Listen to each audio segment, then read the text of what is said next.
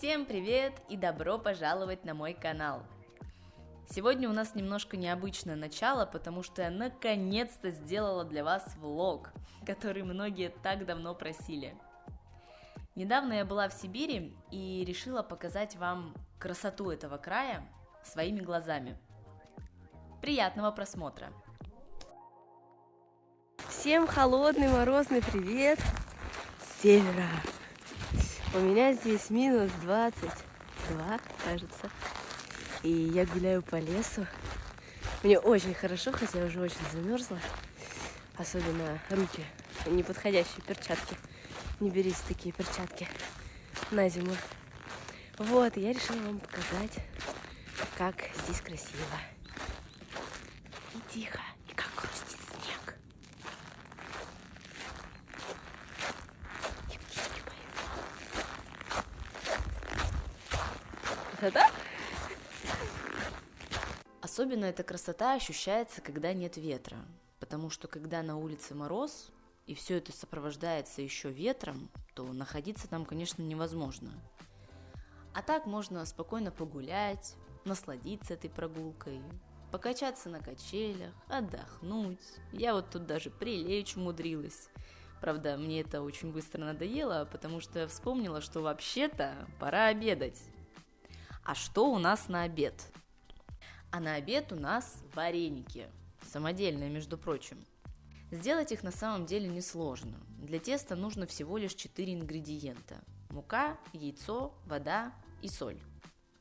Все это нужно объединить и вымешивать тесто как можно дольше, чтобы оно было более эластичным.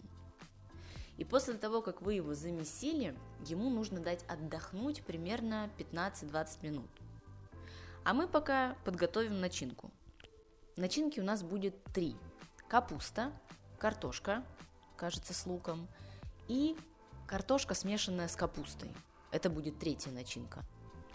После того, как тесто у нас отдохнуло, мы отрезаем от него небольшой кусочек и скатываем его вот в такую колбаску, которую потом разрезаем на более мелкие кусочки. Эти кусочки мы обваливаем в муке и затем раскатываем в кружочки. Скалки у нас нет, поэтому мы пользуемся стаканом. Но у кого есть скалка, используйте скалку. И затем мы в эти кружочки накладываем начинку. Начинаем с картошки. Кладем картошку посередине и защипываем края этого кружочка, так, чтобы оттуда начинка не вывалилась. Варенику можно придать разные фигурные формы, но это очень долго, поэтому таким мы сделали только один вареник. И повторяем эту процедуру с каждым вареником, пока не сделаем все.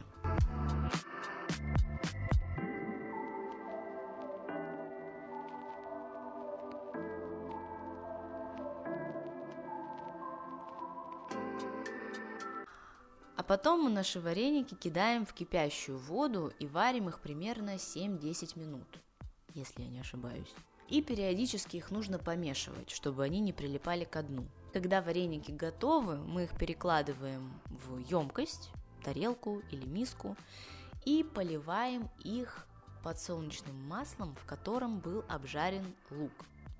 Поливаем обильно, чтобы все вареники были покрыты луком с маслом.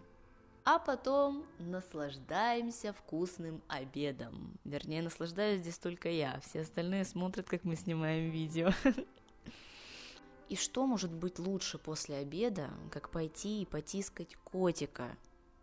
Котик, кажется, не очень доволен, что кто-то пришел его тискать, но, извините, пожалуйста, на то вы и котик, чтобы вас тискали. Котик у нас не самый добрый в мире, но очень пушистый и красивый. Нет, сам. Ну? Ай! Ну чё? Дай мне! Ой, красивый кот, господи, какой красивый кот. Держи. А примерно так я проводила почти каждый вечер, наблюдая за тем, как падает снег. Вообще все эти дни было не очень холодно по местным меркам. И это, кстати, забавный факт. Местные говорят, что у них почти не было морозов в этом году. И под «не было морозов» они имеют в виду, что не было такой температуры, как минус 35-40 градусов и ниже. Потому что 20-25 градусов – это для них не мороз. Как бы прохладно, но не особо холодно. А вот если на улице ниже 20 градусов, например, минус 18, минус 17, то это тепло. Все говорят, что сегодня на улице тепло. Мой абсолютный рекорд по температуре, которую я заставала, это минус 50. Даже чуть ниже, минус 51 или минус 54. Я точно не помню, потому что это было много лет назад. И насколько я помню, разница между минус 50 и, например, минус 35 уже особо не ощущается. Потому что в минус 50 ты выйдешь на улицу и замерзнешь как собака, что в минус 35 случится то же самое. То есть разница между вот этой степенью холодности уже практически не ощущается. И вот в такой не очень холодный день, когда было всего-то около минус 30, мы поехали за родниковой водой. Место очень красивое и очень хотелось там побыть подольше. Но уже вечерело, мороз крепчал, поэтому было уже не до прогулок. И вот тот самый родник, в котором набирают воду. Здесь есть ведро, в котором можно зачерпнуть воду и перелить ее в емкость. У нас это одна большая бутылка и вторая поменьше. На случай, если родник замерз, в этом домике лежит топор или какой-то ледокол, не знаю, честно говоря, как это правильно называется. И с помощью него лед можно снова расколоть и через образовавшуюся прорубь набрать воды. И на этой морозной ноте видео подходит к концу. Надеюсь, мне удалось передать вам капельку той атмосферы, в которой я находилась. Пишите в комментариях, понравился ли вам такой формат видео, и ставьте лайк, если да. Я пошла. А я пошла дальше созерцать эту красоту. Спасибо, что смотрели. Пока-пока!